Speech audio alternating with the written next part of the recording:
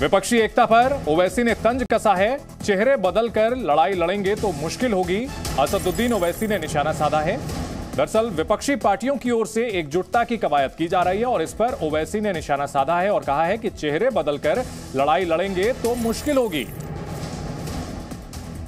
दरअसल नीतीश कुमार पूरे देश में विपक्षी दलों को एक मंच पर लाने की कवायद कर रहे हैं। इस सिलसिले में उन्होंने कांग्रेस से लेकर लेफ्ट पार्टियों तक से मुलाकात की है, साथ ही साथ जेडीएस से लेकर के टीआरएस तक मुलाकात की है नेताओं से। और इसी विपक्षी एकता की कवायद पर असदुद्दीन ओवैसी ने तंज कसते हुए कहा है कि चेहरे बदलकर लड़ाई लड़ेंगे तो मुश्किल होगी। एक और विपक्षी पार्टियों की ओर से 2024 में एक संयुक्त विपक्ष बनाने की कोशिश की जा रही है और उस पर एआईएमआईएम के अध्यक्ष असदुद्दीन ओवैसी ने निशाना साधते हुए कहा है कि चेहरे बदलकर लड़ाई लड़ेंगे तो मुश्किल होगी। बिहार के मुख्यमंत्री नीतीश कुमार, जिन्होंने एनडीए से नाता तोड़ा और इनके छोटे बच्चे रहते हुए भी ये हर महीने 50,000 कमाती हैं। घर से ही कैंडल मेकिंग बिजनेस करती हैं। आपको भी सीखना है और करना है, फिर क्यों देरी? फ्रीडम ऐप को अभी डाउनलोड करें। के बाद अब अलग अलग पार्टियों को एक मंच पर लाने की कोशिश कर रहे हैं और इस सिलसिले में उन्होंने टीआरएस नेता और तेलंगाना के मुख्यमंत्री केसीआर से भी मुलाकात की थी, लेकिन केसीआर के सहयोगी ओवैसी ने तंज कसा है और कहा कि देश को कमजोर पीएम चाहिए। ओवैसी ने कहा कि चेहरे बदलकर लड़ाई लड़ेंगे तो मुश्किल होगी। इससे पहले भी असदुद्दीन ओवैसी तथाकथित धर्मनिरपेक्ष पार्टियों पर निशाना साधते रहे हैं और आरोप लगाते रहे हैं कि उन्होंने मुस्लिमों का सिर्फ वोट बैंक की तरह इस्तेमाल किया, असल में उनके फायदे के लिए कोई कदम नहीं उठाया, कांग्रेस हो चाहे तमाम दूसरी पार्टियां। और अब जो विपक्षी एकता की कोशिश की जा रही है उस पर भी सवाल खड़े किए हैं असदुद्दीन ओवैसी ने। गुजरात में जो प्रोग्राम हुआ था 2002 में, उस वक्त नीतीश भाजपा के साथ थे। फिर वो बीजेपी के साथ मिलकर बिहार में सरकार बनाए।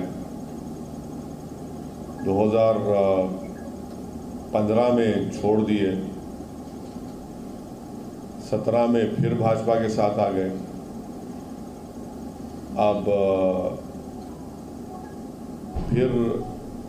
अब छोड़ दिए हैं, फिर किसी के और के साथ चले गए हैं।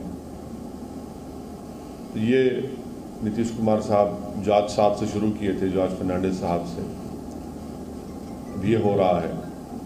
और कल बिहार में किसी एक जगह पर दंगा हुआ,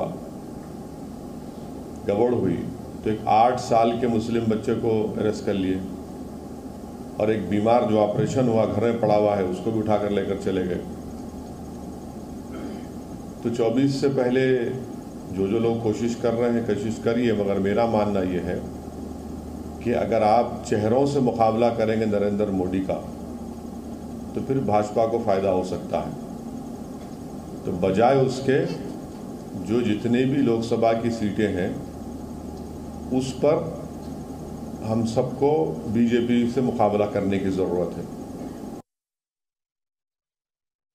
तो असदुद्दीन ओवैसी का कहना है कि चेहरों के आधार पर प्रधानमंत्री नरेंद्र मोदी से मुकाबला करेंगे तो उसका फायदा बीजेपी को होगा, बजाय उसके अलग अलग जगह पर लोकसभा सीटों के हिसाब से बीजेपी के साथ लड़ाई लड़नी होगी। और इस बीच उत्तर प्रदेश और बिहार में एक साथ मिलकर बीजेपी को हराने की कवायद को लेकर के अखिलेश यादव और नीतीश कुमार का एक पोस्टर सामने आया है। समाजवादी पार्टी के कार्यालय में यह पोस्टर लगाया गया है, यूपी प्लस बिहार गई मोदी सरकार। इससे पहले जब मुलायम सिंह यादव से मिलने के लिए पहुंचे थे नीतीश कुमार, तो उन्होंने कहा था कि उत्तर प्रदेश में अखिलेश यादव ही बीजेपी को हराएंगे, काम को आगे बढ़ाएंगे। और इसी मामले पर एक हमारे संवाददाता की एक रिपोर्ट आपको दिखाते हैं। 2024 के लोकसभा चुनाव के लिए महागठबंधन का रास्ता उत्तर प्रदेश से जा सकता है। इसके संकेत भी अब साफ तौर पर दिखाई पड़ने लगे हैं। राजधानी लखनऊ के सपा दफ्तर के बाहर एक पोस्टर लगाया गया है। ये पोस्टर कई मायनों में खास हैं। पोस्टर में नीतीश कुमार और अखिलेश यादव एक साथ दिखाई पड़ रहे हैं और इसमें साफ तौर पर एक जो मैसेज है वो दिया गया है। आप तस्वीरों में देख सकते हैं कि UP plus Bihar equal to गई मोदी सरकार का टैग जो है वो भी यहाँ पर लगाया गया है। ऐसे में कहा जा सकता है कि विपक्षी एकता की मुहिम में जुटे नीतीश कुमार महागठबंधन बनाने की कवायद कर रहे हैं और यही वजह है कि अखिलेश यादव ने नीतीश कुमार से मुलाकात भी की थी। ऐसे में समाजवादी पार्टी के कार्यालय के बाहर इस तरह के पोस्टर अपने आप में एक बड़ा संदेश देने की कोशिश कर रहे हैं और ये कहा जा सकता है कि उत्तर प्रदेश से ही महागठबंधन का रास्ता बनता हुआ दिखाई पड़ रहा है और यही वजह है कि ये पोस्टर आगामी चुनाव के लिए एक बड़ा संकेत दे रहे हैं।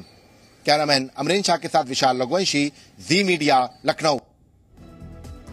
तो यूपी प्लस बिहार गई मोदी सरकार, ये पोस्टर लखनऊ में जारी किए गए हैं समाजवादी पार्टी के दफ्तर पर। इनके छोटे बच्चे रहते हुए भी ये हर महीने 50,000 कमाती हैं। घर से ही कैंडल मेकिंग बिजनेस करती हैं। आपको भी सीखना है और करना है, फिर क्यों देरी? फ्रीडम ऐप को अभी डाउनलोड करें।